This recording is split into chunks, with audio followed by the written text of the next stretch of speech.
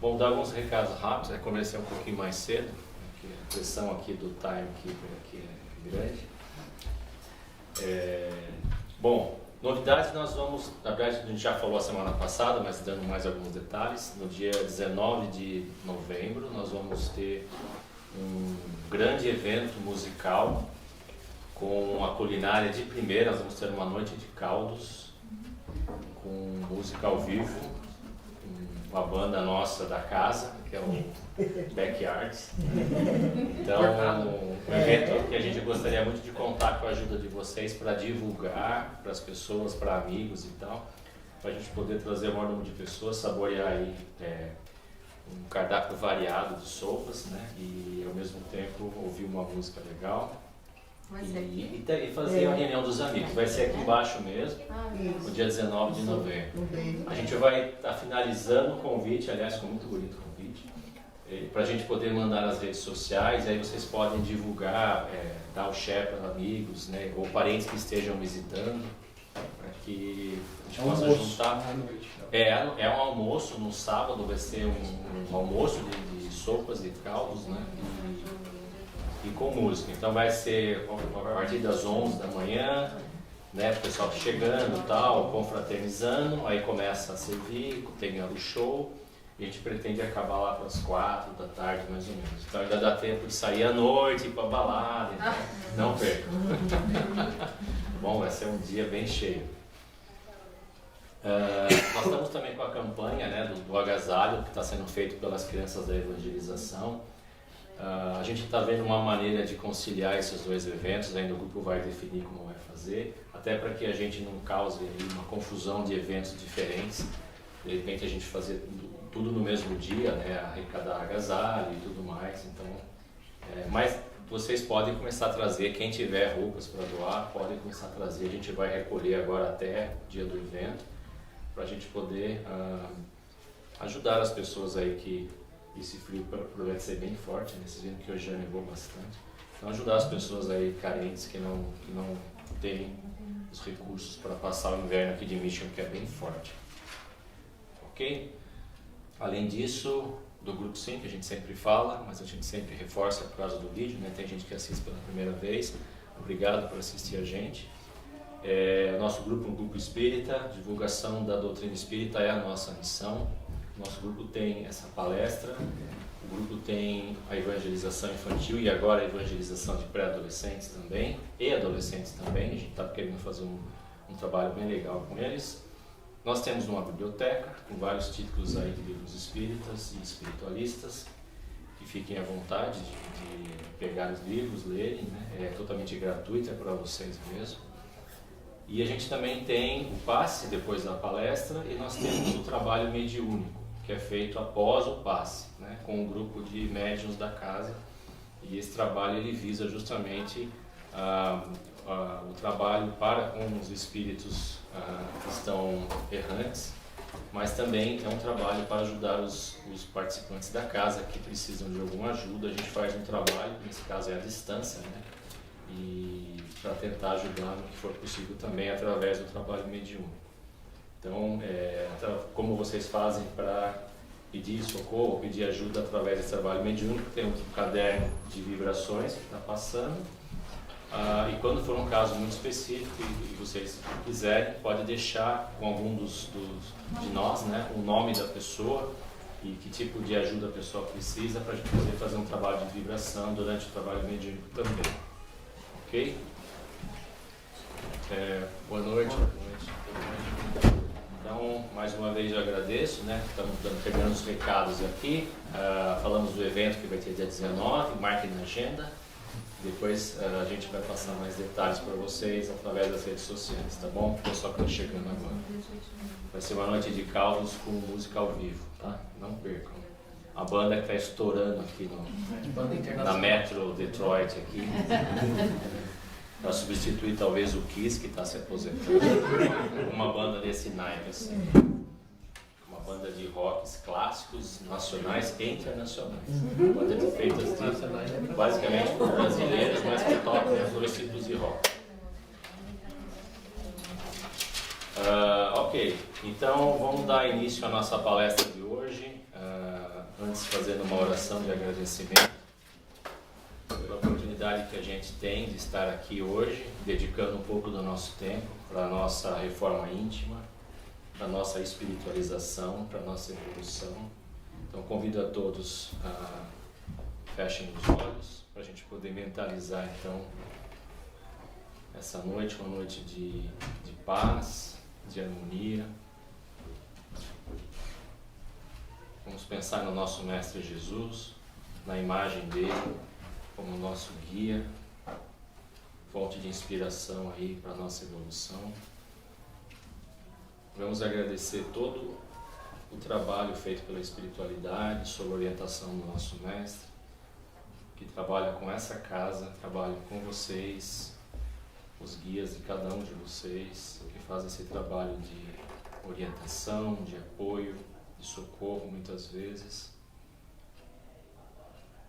Vamos então agradecer a espiritualidade que está sempre ao nosso lado, nos ajudando nos momentos mais difíceis e contribuindo com a nossa proposta encarnatória. Vamos agradecer ao nosso Pai pela oportunidade que nos dá das múltiplas existências, que é o assunto da palestra de hoje, as chances que nós temos de corrigir os nossos atos, desenvolver a nossa moral, a nossa inteligência, em prol de um trabalho de cocriação do universo. Que assim seja, graças a Deus. Bom, um mês atrás eu fiz uma palestra que o tema dela era esse do quadro aqui, da pluralidade das existências. E esse tema é um tema do Livro dos Espíritos, do capítulo 4, da segunda parte do livro, e ele fala exatamente sobre uma lei natural, que é a lei da reencarnação. E como o tema é muito grande, né, o capítulo trata de várias de várias partes, né, da reencarnação, a gente resolveu dividir em duas partes para não ficar um tema muito extenso, tá? Então, na primeira parte nós falamos basicamente da lei básica da reencarnação, como que ela se procede. Está gravado no vídeo, quem tiver interesse e não participou da primeira parte, pode ir lá no nosso canal no YouTube, que vai ter a primeira parte dessa palestra. E a segunda parte da palestra, que eu achei importante a gente não deixar passar, é uma parte que trata de alguns temas bastante interessantes da reencarnação, que sempre geraram muitas dúvidas e muitos questionamentos, tanto por parte das religiões quanto por parte da ciência, né? E a gente vai trazer isso daqui porque é muito importante nós entendermos esses aspectos para fazer o fechamento desse capítulo, tá? E a primeira parte é justamente sobre as crianças. É uma parte muito interessante porque sempre gerou muito questionamento, principalmente das pessoas religiosas, que não entendiam por que as crianças tinham que passar por tantas vicissitudes às vezes na vida, né? E por que algumas crianças acabavam falecendo cedo, né? Qual era a justiça divina que embasava o fato de existir esse tipo de coisa, né? E os Espíritos vêm e nos explicam um pouco sobre isso. Então eu vou me basear basicamente nas perguntas do livro, tá? E para a gente poder refletir um pouco sobre isso daqui. E vou perguntar para vocês também o que vocês acham, para ver se vocês têm isso bem definido, né? Lógico que não vai dar tempo para todo mundo falar, mas quem quiser fazer algum comentário, hora ou outra, eu vou fazer um questionamento também. Tá? Bom, o Kardec então começa essa parte do capítulo falando sobre a natureza do espírito de uma criança. E ele pergunta então para os espíritos se as crianças elas são mais evoluídas que o espírito que chega à fase adulto, porque ela não precisou chegar à fase adulta, ela morreu ainda como criança. E os espíritos explicam que pode ser que um espírito de uma criança seja um espírito mais evoluído, né, que precisava talvez vir para fazer uma missão que era mais rápida, não precisava passar por uma fase de aprendizado muito grande, né? Mas não é uma regra, porque tem muitas crianças que vêm também porque elas precisam terminar algo que não deu tempo de terminar uma reencarnação anterior, porque elas tiveram alguma morte prematura, alguma coisa desse tipo, e elas precisam vir e terminar aquela parte do aprendizado que elas precisavam ter.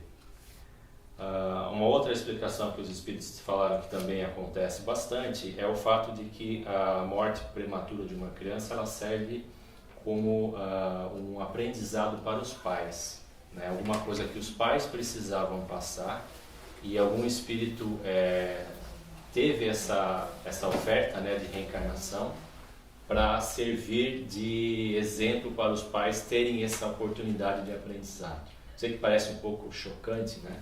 Mas imagina que um espírito precisa de ter algum aprendizado desse nível, precisa de um espírito talvez bastante elevado para falar, eu me proponho aí e viver só um pouco da minha vida física, né? Para promover, por amor, né? Promover para os meus pais a oportunidade desse aprendizado. Parece assim, pô, mas o sofrimento dos pais, né? O espírito é tão puro assim. É que a gente não entende muito bem ainda, né? A lei da ação e reação, ou a gente entende por alto, mas a gente não consegue emocionalmente aceitar muitas vezes a lei da ação e reação. Mas o sofrimento ele é sempre uma oportunidade muito grande de aprendizado, né? Então às vezes precisam de espíritos para passar por aquilo.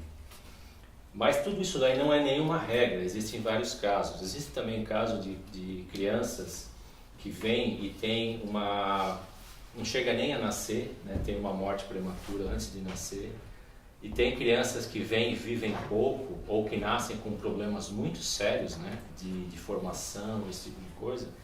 E na verdade isso são espíritos que vêm de uma situação bastante degradada como espírito e eles precisam passar pelo processo da gestação para eles readquirirem vamos dizer assim, readquirirem aquela evolução que fez eles chegarem na fase humana, né? Então são espíritos que talvez tivessem uma condição muito complicada no plano espiritual e que precisam agora voltar a entrar no plano físico e eles não conseguem fazer isso numa reencarnação única. Eles precisam de várias reencarnações para eles poderem ir depurando toda aquela tormenta que eles vivem, né? Para eles poderem conseguir formar um corpo perfeito e aí sim ter uma encarnação normal, né? Então são muitos os casos, né? O fato de ser criança, para nós encarnados, significa muito, né? Porque nós temos as crianças como seres angelicais, seres desprovidos de violência, seres humildes, seres que são ingênuos, né? Que seres são bondosos. Mas na verdade as crianças nada mais são para os espíritos uma maneira de entrar no plano físico. Então espíritos que reencarnam como criança, né? Como todos nós reencarnamos como criança, são todos os espíritos, que todos nós vimos através da gestação, né? Então o fato de ser uma criança e desencarnar cedo não tem muita explicação com o fato de ser um espírito puro ou não. Pode haver todos os casos, né? Então essa é a explicação que os espíritos nos dão.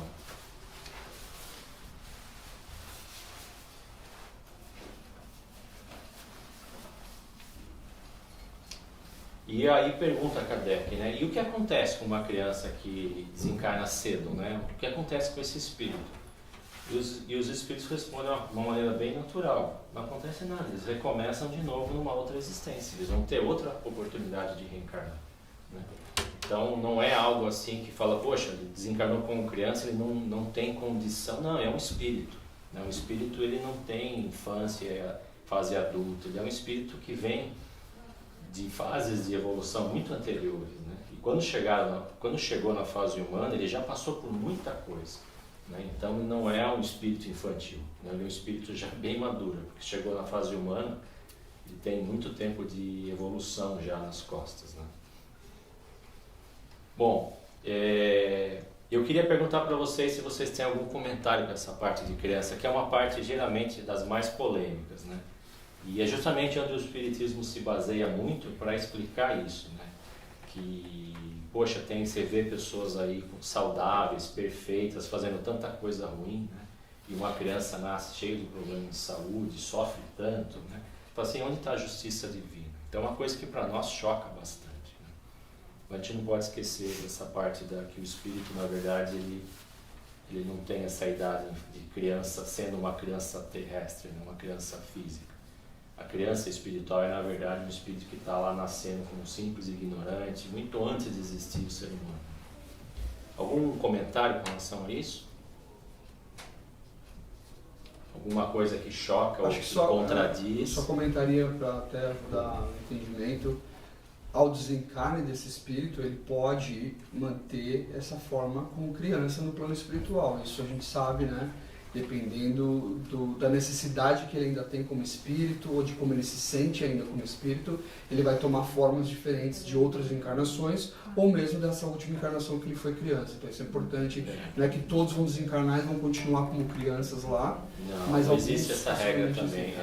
Normalmente o espírito, quando desencarna, mantém a forma de quando ele era encarnado, até por uma inércia de consciência. Ele se reconhece daquela forma. Só que aos poucos ele vai recordando de outras existências, ele vai lembrando de coisas que ele sabia, que quando criança ele esqueceu temporariamente. Então isso daí faz com que o espírito daí, a partir do momento que ele já está no plano espiritual há um certo tempo, ele vai evoluindo, ele pode inclusive tomar formas de outras existências que ele já teve, se aquilo for mais útil para ele fazer o trabalho dele espiritual, enquanto ainda, né, no plano espiritual. Depois, quando ele reencarna, é todo um outro processo, né, que a gente pode tratar algum outro dia sobre a reencarnação, o processo de reencarnação mesmo, né, como se dá. Mas quando ele reencarna, daí é totalmente uma nova proposta, uma nova existência, né? Então não tem vínculo assim de falar, ele vai vir, mas ele vai continuar o que ele estava fazendo como criança. Não tem uma regra desse tipo, é uma nova existência. Ok? Bom, uma outra parte tratada no livro é a respeito do sexo dos espíritos, né? Que também é uma coisa bastante discutida no mundo espírita, espiritualista. Pô, mas os espíritos têm sexo, né? Eles são espíritos homens, espíritos mulheres, né? E os espíritos falam que não, que espírito ele pode animar tanto o homem ou a mulher, né?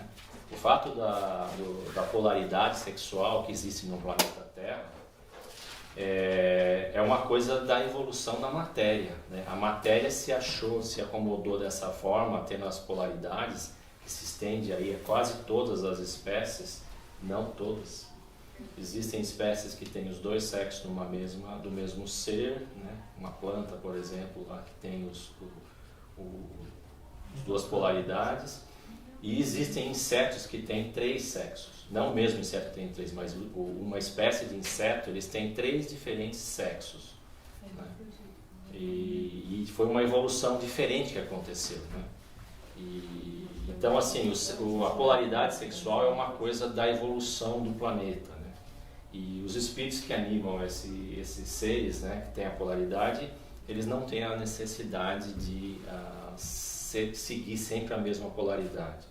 Isso tem muito mais a ver com a necessidade que o espírito tem de passar por algumas provas e aprendizados em que aquela polaridade talvez seja mais adequada para aquela prova. Por exemplo, a prova de ser mãe, que é uma coisa que, por mais que os pais tenham sentimentos parecidos com os das mães, nunca vai ser a mesma coisa. A mãe é que gesta a criança, então é uma coisa muito mais forte do que o de um pai. Então, isso é um aprendizado que o espírito precisa passar, todos os espíritos precisam passar. Então, por isso que não seria nem justo, né, os espíritos terem só uma polaridade, porque eles nunca teriam a oportunidade de ser mãe. Então, os espíritos explicam dessa forma. Mas o que Kardec também pergunta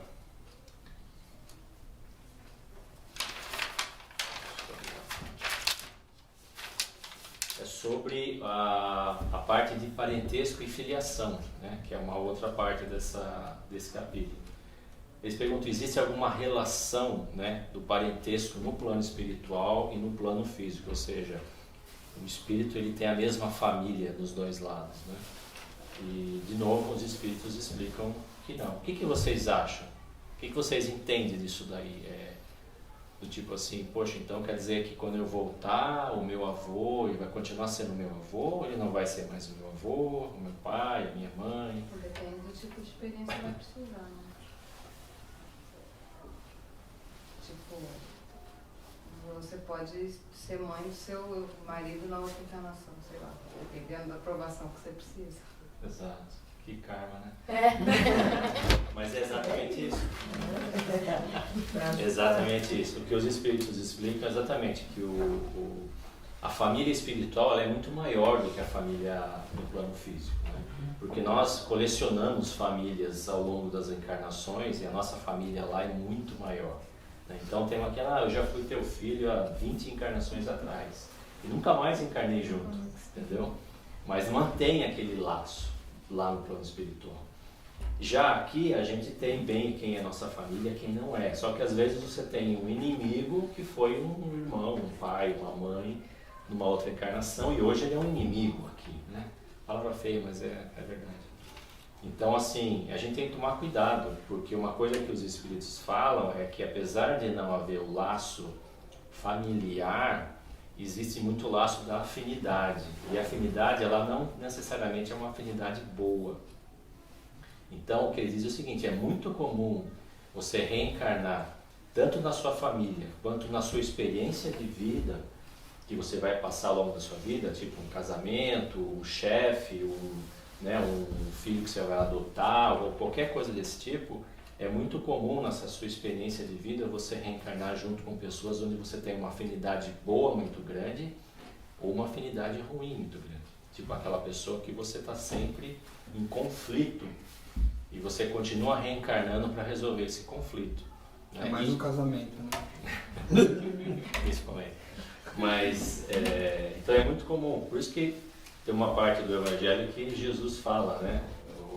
Vai e reconcilia com o teu inimigo, larga a sua doação aqui de lado, que isso não é o mais importante, né? Isso que você vai doar aqui para o templo, vai e reconcilia com o teu inimigo, porque ainda enquanto há tempo, né? Porque esse vínculo negativo que a gente tem com as pessoas, eles permanecem no plano espiritual.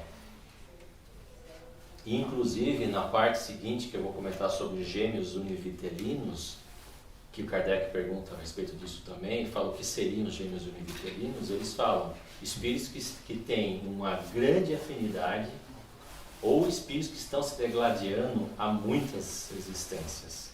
Eles acabam vindo como irmãos gêmeos. Melhor resolver logo. É melhor resolver logo, exatamente. E ele fala o seguinte, que a família no plano físico reúne espíritos que possuem afinidade ou alguma pendência, que eu falei, né?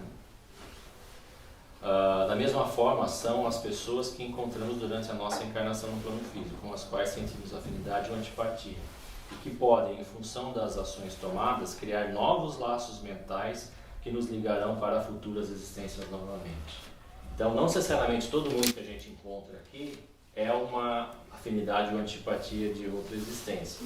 Mas se nós criarmos uma afinidade ou antipatia nessa existência, pode ser que venham na próxima existência de novo, para que nós possamos juntos aprender alguma coisa. Então, se for para aprender, aprende pela afinidade boa, né? Pelo amor, né? Pela união, que daí a gente vem com um parceiro, né? Vem com espíritos que trabalham juntos em prol de alguma coisa útil.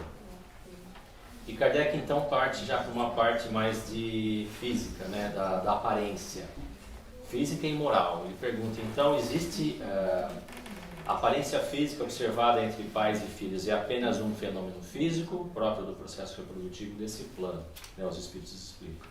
A semelhança moral ou até comportamental se deve à afinidade que uniu os espíritos antes mesmo da gestação e não algo herdado do DNA. Então, quando a gente fala assim, ele tem o jeito do pai, o jeito da mãe, né? Ou ela tem o jeito do avô, não sei o quê. Isso não tem, segundo os espíritos, não está no DNA. Até porque se fosse assim, todo filho teria que parecer com alguém. E nunca existiria aquele filho que não se parece com ninguém, né? Então, na verdade, o que os espíritos explicam é que isso vem da afinidade que os espíritos tinham antes de reencarnar. Então, quando vem filho de alguém, vem que o filho vem com aquele pai ou aquela mãe, porque ele tinha uma afinidade muito grande, né? E aí, daí vem a similaridade moral. Já a física, os espíritos explicam que é um fenômeno de DNA. Então, por exemplo, você não vai ver, por exemplo, pais que são de uma certa cor, pai e mãe de uma certa cor, tendo um filho de uma outra cor, né? Ou de uma outra tendência, tipo asiática, pais que são europeus tendo um filho asiático. Isso é DNA. Né? O que ele fala da aparência é mais do tipo assim, poxa, ele é alto, o filho vai ser alto, mas DNA, isso aí também é. Mas digo assim, é da aparência, do jeito de fazer as coisas. Ele faz igual o pai, ele pensa igual o pai, esse tipo de coisa é do espírito antes de encarnar. E aí ele fala dos Vênus univitelinos, né, que são espíritos de alta afinidade ou de grande conflito. E aí o Kardec já vai para uma tendência um pouco mais macro, né? Ele vai e pergunta o que se dá origem ao caráter distintivo que se nota em cada povo. Né? Então você pega, poxa, o povo daquele país, eles se parecem muito culturalmente, o jeito, a aparência, ser comparado com um povo de uma outra civilização, de um outro país, etc. E os espíritos, eles explicam que os espíritos também se reúnem em grandes famílias, né, em grandes grupos. Então, geralmente, existem essa concentração de reencarnações de uma mesma geração, porque eles estão ligados ali, entendeu? Então, eles já estão se agrupando em grupos espirituais. Mas isso não quer dizer que os espíritos não possam mudar de grupo quando isso for necessário, tá? Mas é uma coisa natural.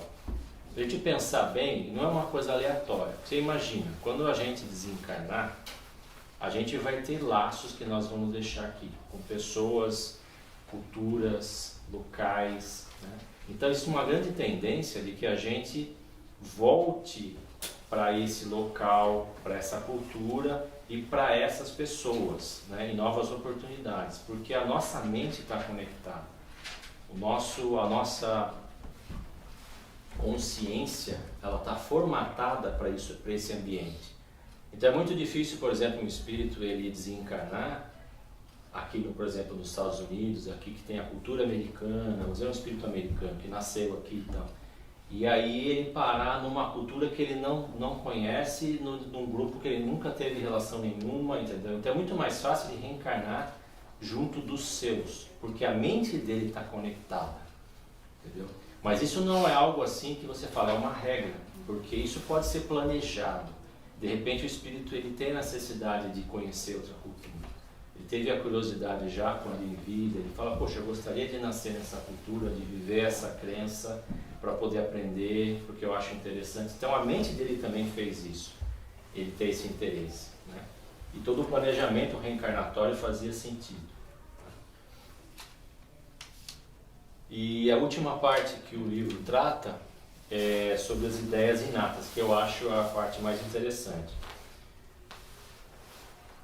E aí o Kardec fala, né, pergunta para os espíritos: quando encarnado, conserva o espírito algum vestígio das percepções que teve e dos conhecimentos que adquiriu nas existências anteriores? Ou seja, ele lembra, né, das existências anteriores?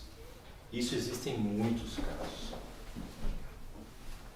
Lembra, parcialmente, um pouco, por intuição ou mesmo lembrança, né? E isso, inclusive, deu origem a muitos estudos científicos a respeito da reencarnação. Tem muitos casos de crianças que lembravam de muitos detalhes da existência anterior, né? E os espíritos confirmam, ele guarda uma lembrança que se dá e chama de ideias inatas, né? Aquele dom que a criança tem, por exemplo, de aprender um instrumento musical, de ninguém ensinar, ou de até falar um idioma, né? A criança aprende o idioma, parece que por osmose. Ela assiste lá uns desenhos, um filme, ou lê um livro, ou qualquer coisa, e ela sai e fala, mas de onde você aprendeu isso?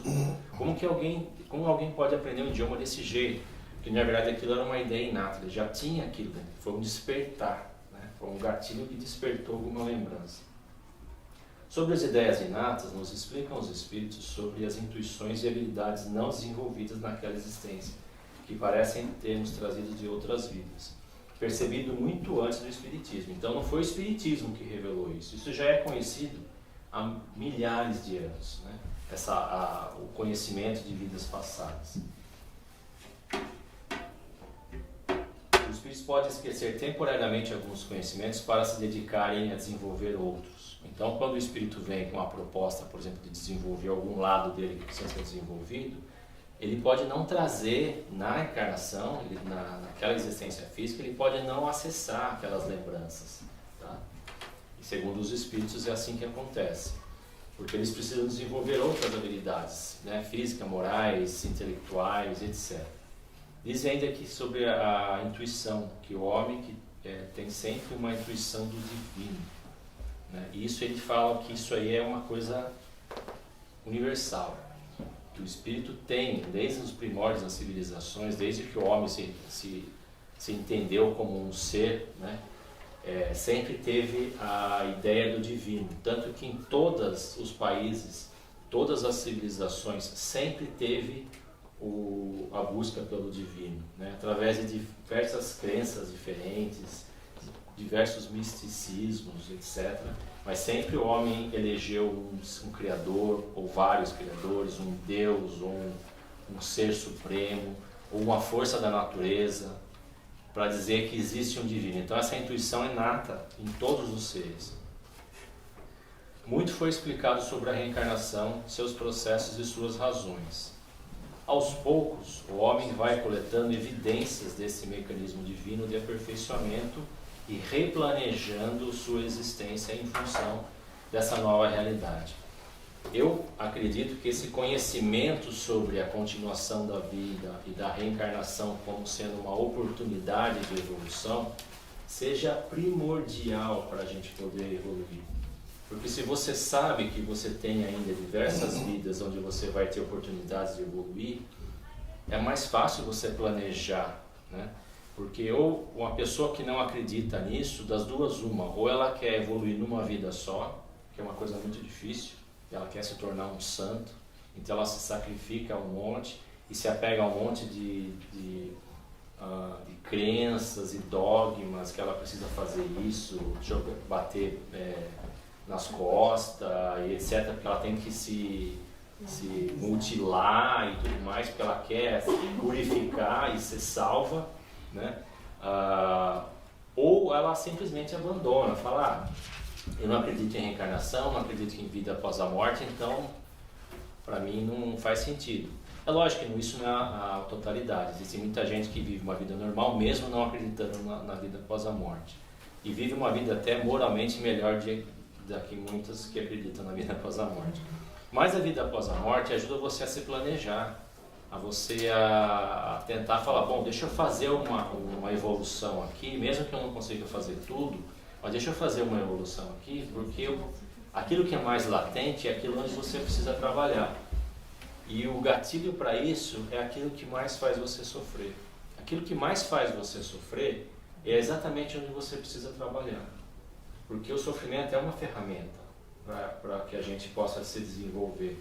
Se a gente pensar na vida de Jesus Cristo, ele passou por muitos perrengues durante a encarnação dele, mas ele não sofreu. Ele sentiu dor, mas ele não sofreu. Ele não sentiu ódio, ele não sentiu vontade de se vingar. Então, assim, ele tinha já, na pureza do seu espírito, a consciência da vida após a morte, da continuação, da purificação e tudo mais. Então, quando você acaba percebendo isso, o sofrimento para você é uma oportunidade de você questionar: para que eu estou sofrendo? Qual é a finalidade do meu sofrimento? E não se colocar no papel de vítima. Por que eu estou sofrendo? O que eu fiz para merecer isso? Entendeu? Não é isso. É para quê? O que me faz sofrer? É um apego? É uma vaidade? É um egoísmo? O que faz eu sofrer? E aí a gente trabalha isso daí, né? Então, poderia dizer sem chance de erro, né? Aonde você tem que trabalhar? Naquilo que te faz sofrer. E tenta ressignificar aquilo de uma maneira que você aceita e você progride com aquilo, né? Passa a ter aquilo como uma lição e leva para frente na sua vida, né? Um exemplo de superação a respeito daquele sofrimento. Esse é o melhor aprendizado e a reforma íntima que a gente faz. O Espiritismo veio para desmistificar essa história, né, de encarnação e de misticismo, de sobrenatural, através de uma explicação lógica e sensata da reencarnação, né? Colocando um porquê, um para quê, como acontece, o que acontece com as pessoas quando desencarnam para reencarnar de novo.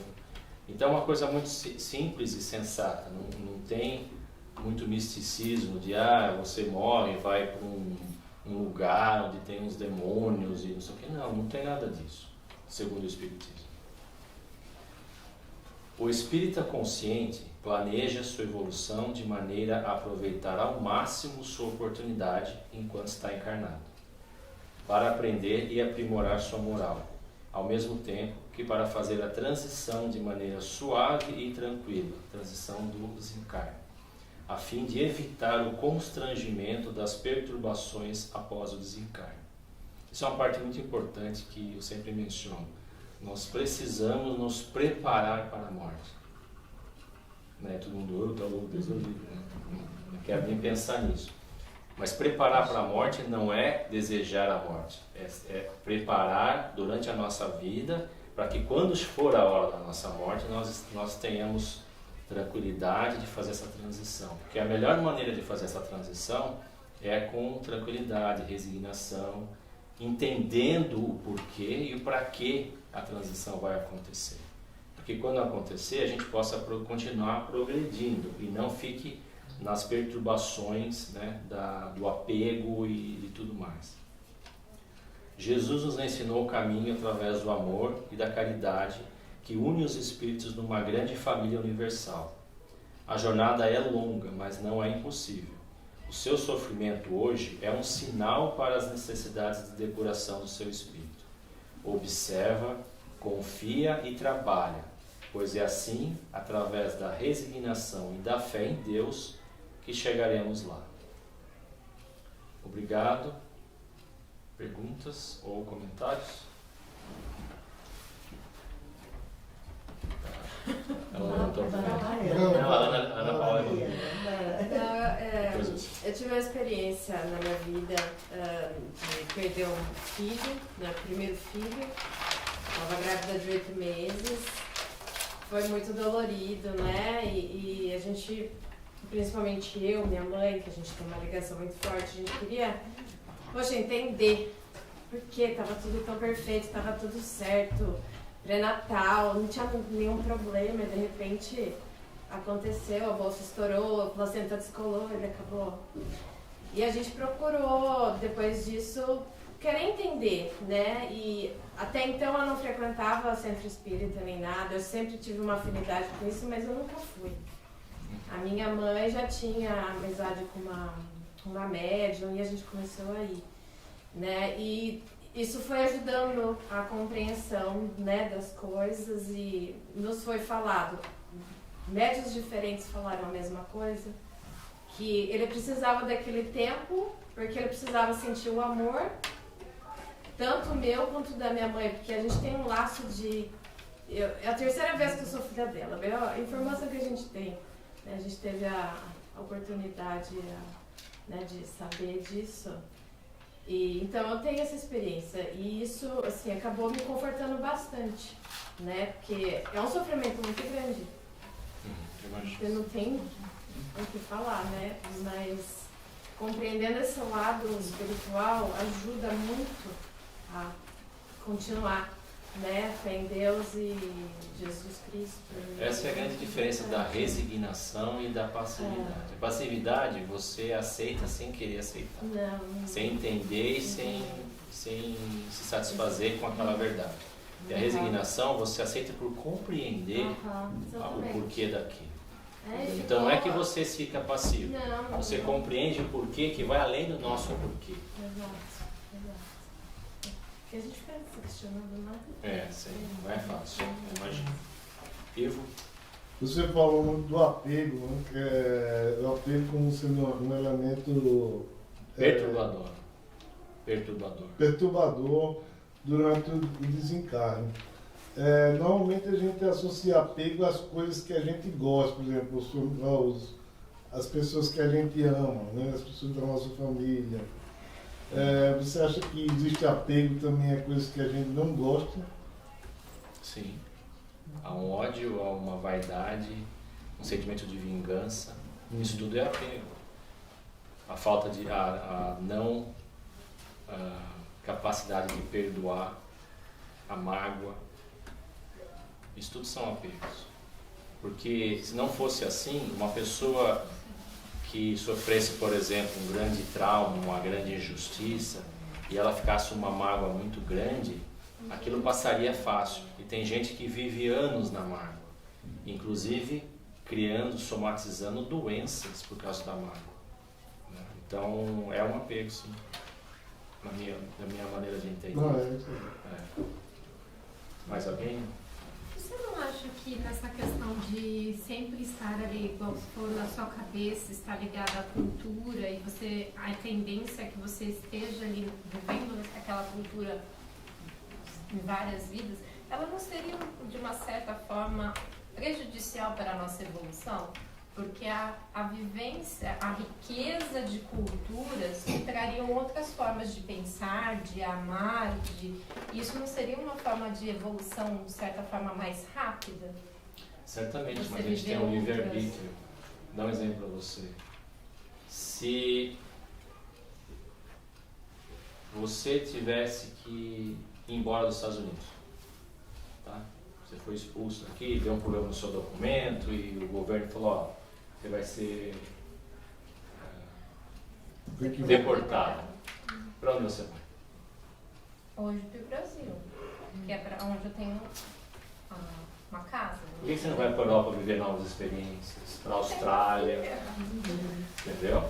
Livre-arbítrio. Você opta por voltar para onde você se sente bem. Onde você é acolhida, onde você tem os seus familiares, os seus conhecidos. Nesse sentido, eu fiquei pensando também, por exemplo, o pessoal que está lá na Síria, que está lá nesse, sabe, nesse meio lá que não é muito Isso não é época de escravidão. vamos dizer assim, eles não vão escolher voltar para lá. Às vezes eles têm um apego, né? Mas Depende do apego. Às vezes o apego não é o local, são as pessoas. E só uma coisa porque não existe uma regra, né? Eu acho que foi bem claro nisso. Ele citou um exemplo, uma situação. Nós temos que entender o espaço-tempo. O tempo que a gente está falando de encarnações pode ser a cada 200 anos. Pode ser cultura completamente diferente que você vai reencarnar. Então a gente ele usou, na minha opinião, um bom exemplo, mostrando que realmente é por afinidade, mas não necessariamente. Esse tempo que a gente está falando de séculos pode te afastar de culturas do mesmo país ou da mesma região de formas completamente diferentes também. E a ligação ainda está lá. É que a ligação ela é mental, é aquilo que você tem como referência da sua consciência. É uma coisa bem simples de entender. Se você pegar, por exemplo, uma pessoa que nasceu num país, tem uma família e tal, e ela vai estudar, por exemplo, no exterior sozinha, entendeu?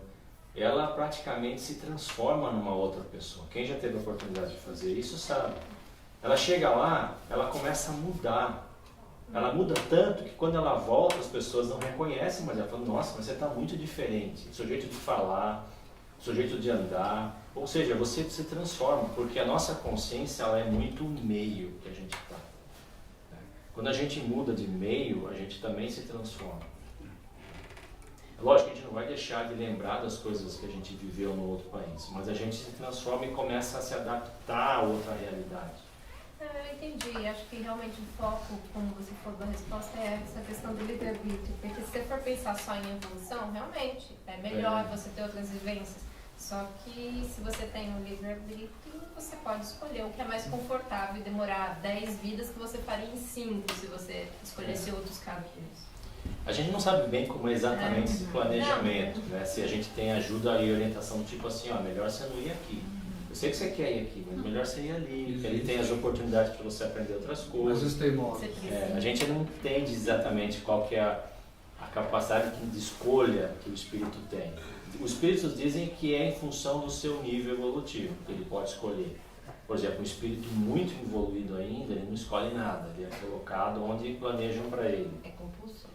E o espírito mais evoluído ele já consegue avaliar, estudar junto as propostas e, né, e chegar num consenso. Avaliar as A gente não sabe necessidades, exatamente. né? As necessidades e o momento. E como o Ricardo falou, o tempo pra gente é um negócio importantíssimo de ser avaliado, inclusive para você definir quando que vai ser importante cada lugar que você vai reencarnar, né? Por isso que eu acho que o local é menos importante do que as pessoas. Porque a sua mente se conecta muito mais com as pessoas do que com os locais. Como ele falou, 100, 200 anos o local se transformou, mas as pessoas estão voltando. E aí você conecta com as pessoas e você volta junto. Pode ser em outro país. Ok, pessoal? Vamos encerrar então por causa do tempo. Queria agradecer novamente a participação, a contribuição de vocês. E fazer uma oração de agradecimento e encerramento então da palestra antes da gente poder, para que a gente possa se preparar para o passe. Então, agradecendo novamente a espiritualidade, ao nosso Mestre Jesus e ao nosso Pai, pela oportunidade aqui que tivemos de refletir sobre essa temática da reencarnação, que é tão importante para a nossa doutrina, como ferramenta de evolução, de reforma íntima. E pedir à espiritualidade que continue nos auxiliando, nos intuindo, cuidando da gente de certa forma, de acordo com o que é preconizado pelas leis universais, e que a gente possa continuar o nosso trabalho agora no passe, através da transferência energética que a espiritualidade preparou para nós. Convido a todos então, quem quiser participar, fiquem à vontade. E espero vocês semana que vem novamente, para que a gente possa continuar esse trabalho. Que assim seja, graças a Deus.